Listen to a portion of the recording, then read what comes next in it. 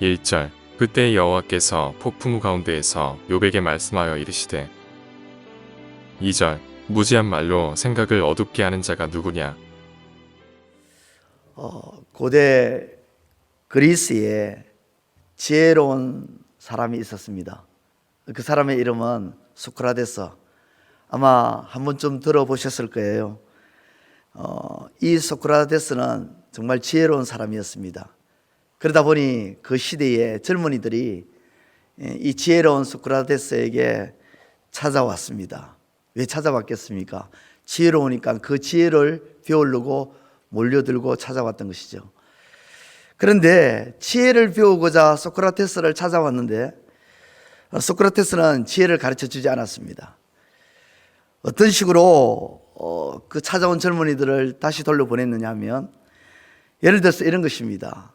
덕에 대해서 배우고 싶어서 찾아왔어요. 그래서 소크라테스에게 이렇게 묻습니다. 선생님, 덕이라는 것이 무엇입니까? 저는 덕을 배우러 왔습니다. 이렇게 물으면 소크라테스는 오히려 거꾸로 말하는 거예요.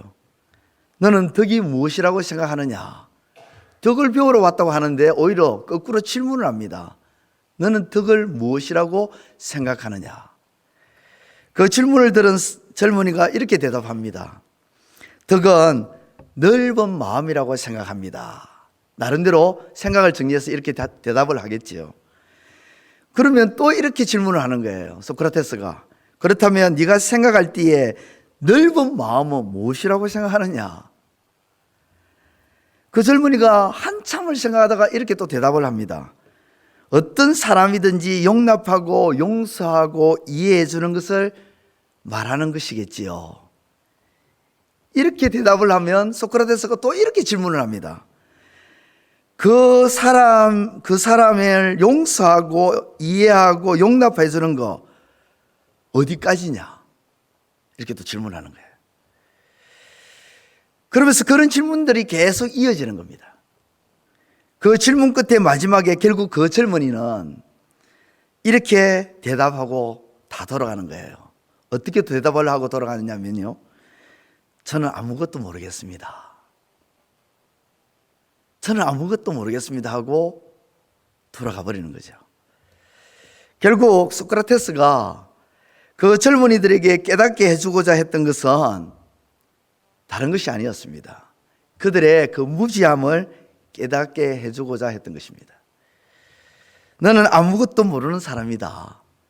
덕에 대해서 알고 싶었지만 결국 덕에 대해서 안다고 생각하는 것 자체가 무지였고, 내가 안다고 생각했던 그 모든 토대는 결국 지금까지 어설픈 토대 위에 지은 집과 같은 것이다 라는 것을 깨닫게 해주고자 했던 것이죠. 이것을 대화법이라고 합니다. 마지막에는 너 자신을 알라 하는 말로 그 대화를 마무리하게 되는 것이죠. 그러므로 사람들은 돌아가서 한참 생각했을 거예요. 도대체 내가 아는 것은 무엇일까? 내가 무엇을 알고 있는 것일까?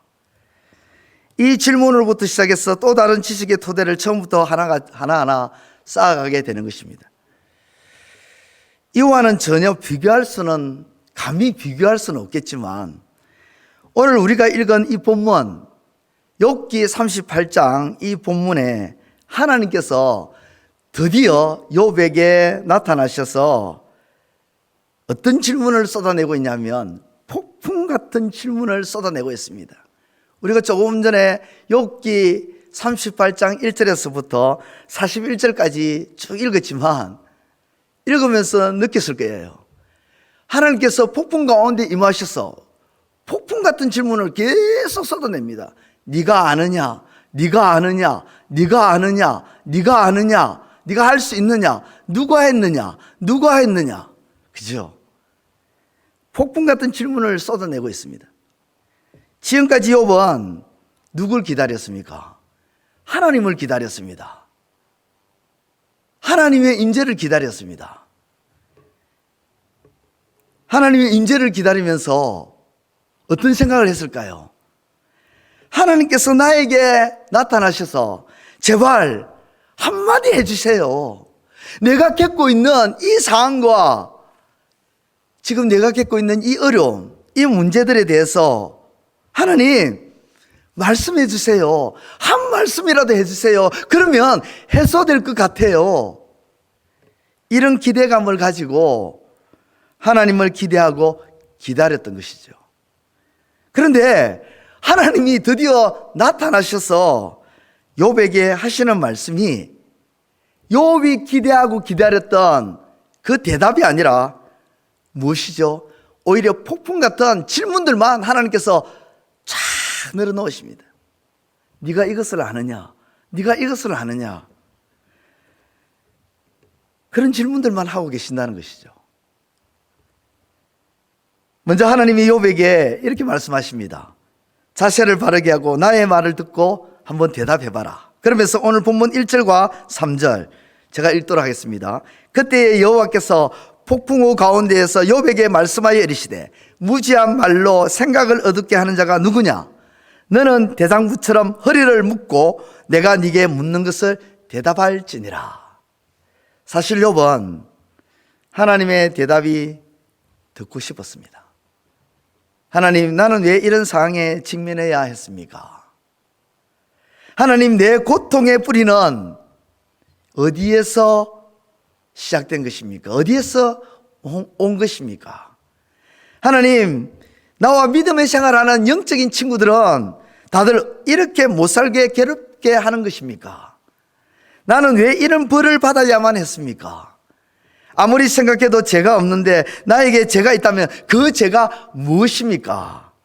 하나님 앞에 지금까지 욥이 쏟아놓았던 질문들이 엄청나게 많지 않겠습니까? 묻고 싶었던 말이 한두 개였겠습니까? 그 질문들에 대한, 욥의 질문들에 대한 대답을 욥은 하나하나 하나님께로부터 듣고 싶었습니다. 하지만 하나님은 그 질문에 대해서는 1절 대답을 하지 않고 너는 대장부처럼 허리를 동이고 내가 너에게 묻는 말에 대답하라. 그렇게 하시고 하나님께서 계속해서 질문을 던지고 계십니다. 그 질문의 내용을 추려보면 38장에 나오는 하나님의 질문은 두 가지 질문입니다. 한 가지는 창조에 대한 질문이고 또 하나는 욥의 지식에 대한 질문입니다. 먼저 창조에 대한 질문을 4절을 통해서 한번 보도록 하겠는데요. 4절 우리 같이 함께 읽도록 하겠습니다. 4절입니다. 시작. 내가 땅에 기초를 놓을 때에 내가 어디 있었느냐? 내가 깨달아 알았거든 말할지어다. 찌니라. 8절도 함께 읽도록 하겠습니다. 시작. 바다가 그 모태에서 터져 나올 때에 문으로 그것을 가둔 자가 누구냐? 아멘. 땅에 기초를 놓을 때에 또 바다가 터져 나올 때에 그것을 가둔 자가 누구냐? 즉 하나님은 창조 시에 일어난 일에 대해서 네가 아는 것이 있느냐라는 질문을 던지고 있는 것이죠. 욥이 어떻게 알겠습니까? 이 질문에 대해서. 욥이 창조 시에 있지도 않았는데 어떻게 알겠어요? 보지도 못했고 직접 보지도 못했고 듣지도 못했고 경험하지도 못했는데 욥이 창조 시에 일어난 일을 알 리가 없는 거죠. 그러나 하나님은 이 창조 시에 일어난 일을 네가 아느냐라는 질문을 합니다. 욥의 무지를 드러내기 위해서이죠. 그리고 계속해서 질문합니다. 욥의 지식이 얼마나 있는지에 대한 질문을 하는데요. 16절 같이 읽도록 하겠습니다. 16절입니다. 시작. 네가 바다의 샘에 들어갔었느냐? 깊은 물 밑으로 걸어다녀 보았느냐? 바다의 샘, 깊은 물, 그 깊은 물 밑 도대체 어떻게 알겠습니까? 과학자도 아니고 그래서 측량할 수도 없는데 욥이 창조주가 아닌데 도대체 이 일을 어떻게 알겠습니까? 바다 물밑 다 똑같지 않잖아요. 이쪽과 저쪽 그 길이는 다 다릅니다. 알 수가 없는 것이죠. 그러나 하나님은 세상에 거는 창조의 뿌리를 이렇게 질문하고 있는 것입니다. 18절도 이렇게 말합니다. 땅의 너비를 네가 측량할 수 있느냐? 네가 그 모든 것들을 다 알거든 말할지니라. 22절을 네가 눈 곳간에 들어갔느냐 우박 창고를 보았느냐, 이런 질문을 계속해서 하면서 이어서 하나님은 욥의 지식에 대한 질문을 이렇게 쏟아냅니다. 그 어떤 질문이라도 욥은 단 한마디도 하지 못하고 있는 것이죠. 보지도 못했고 경험하지 못했기 때문에. 하나님은요, 심지어요, 천상에서 있었던 사탄과의 그 대화도 일절 말하지 않습니다. 사탄이 나에게 찾아와서 이렇게 말하였다. 나는 사탄에게 이렇게 말하였고, 그래서 너에게 고난을 주는 걸 허락을 했고, 그래서 네가 지금 이런 고통을 당했던 것이다 라는 설명을 하나님은 조금도 비추지 않습니다. 그리고 너의 친구들이 이런 말을 했는데 그것은 인과율에 의존한 하나님에 대한 설명이어서 틀린 말이었고, 엘리야가 말한 것은 이것은 옳고 저것은 그런 말이다 등등의 욥이 궁금해했던 말에 대해서는 전혀 한마디도 대답하지 않습니다. 다만 하나님이 욥에게 폭풍 같은 질문을 통해서 깨닫고자 하신 것은 지금까지 욥이 쏟아놓았던 말에 대한 잘못된 것들이었습니다. 지금까지 욥은 하나님을 어떻게 생각했죠? 하나님은 이런 분이다, 저런 분이다 생각을 하고 하나님에 대한 불평과 원망을 가슴에 품고 있었습니다. 그리고 친구들 앞에서 그것을 드러내었어요.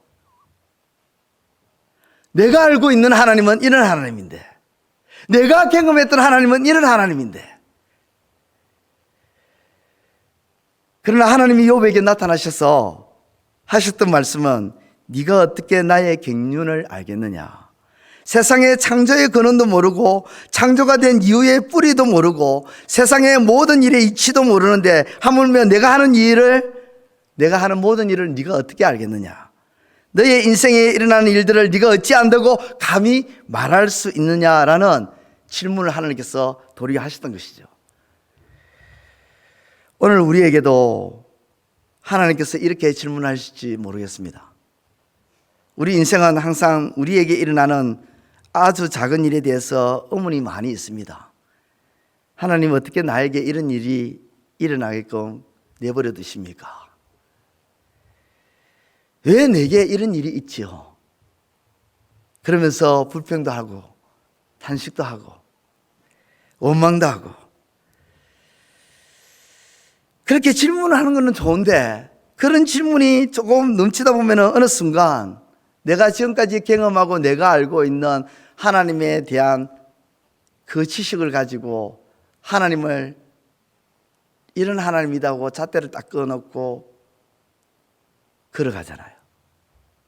그러면서 그 속에서 그 제한된 내가 꺼놓은 그 하나님의 잣대 속에서 헤어나오지 못하고 그 속에서 우리가 허우적거리지는 않습니까? 하나님은 절대로 우리 인간의 인식의 틀 가운데 갇히는 그런 분이 아닙니다. 우리가 꺼놓은 그 잣대 속에 갇혀있는 하나님이 아니에요. 우리의 작은 머리로, 우리의 연약한 가슴으로 하나님을 다 설명할 수 있겠습니까?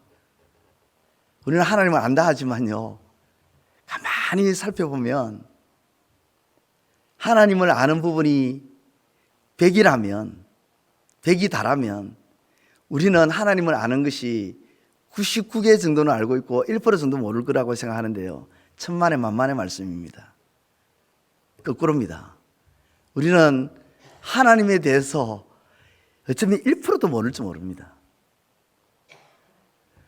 아니, 1%가 아니라 99%, 99.9%를 모르고 고작 0.1% 아는 것을 가지고 그 속에서 우리는 허죽거리고 있는지 몰라요. 그러므로 오늘 주신 이 말씀을 기억하면서 우리가 알고 있는 그 하나님, 그 하나님을 가지고 우리의 신앙생활에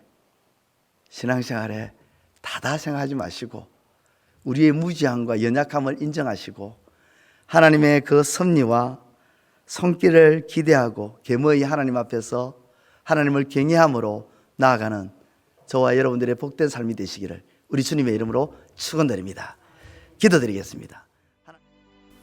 이제 오늘 받은 말씀으로 함께 기도하겠습니다. 하나님, 우리가 가진 인식의 틀을 가지고 하나님을 재단하는 어리석음을 범하지 않게 하소서. 우리의 무지함을 깨닫게 하시고 하나님의 지혜로 충만케 하소서. 함께 기도하겠습니다.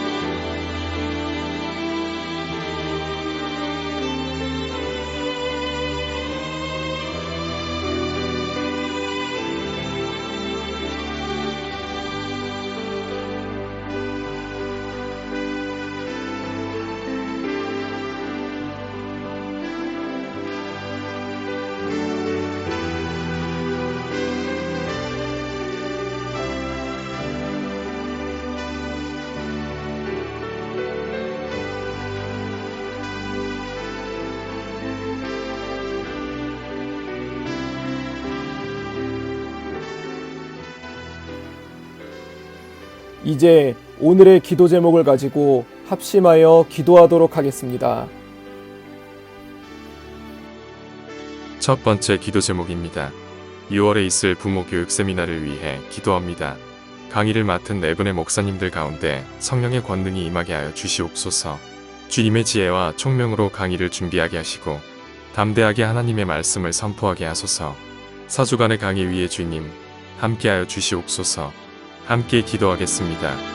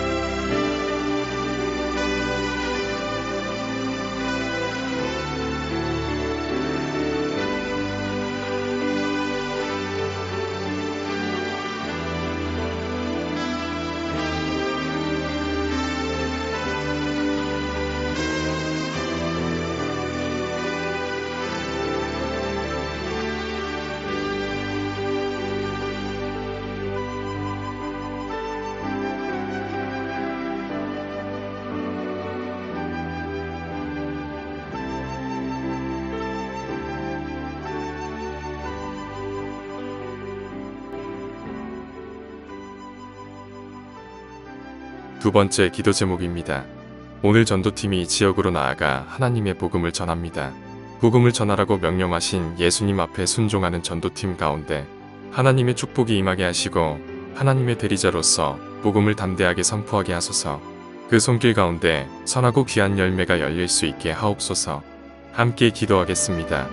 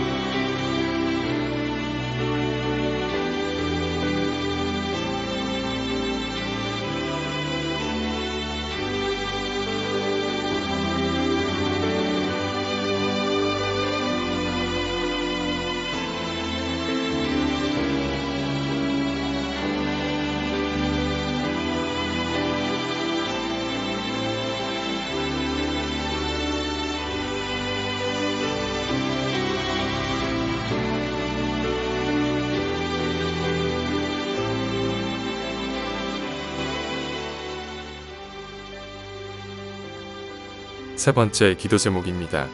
오늘은 수요 예배가 있는 날입니다.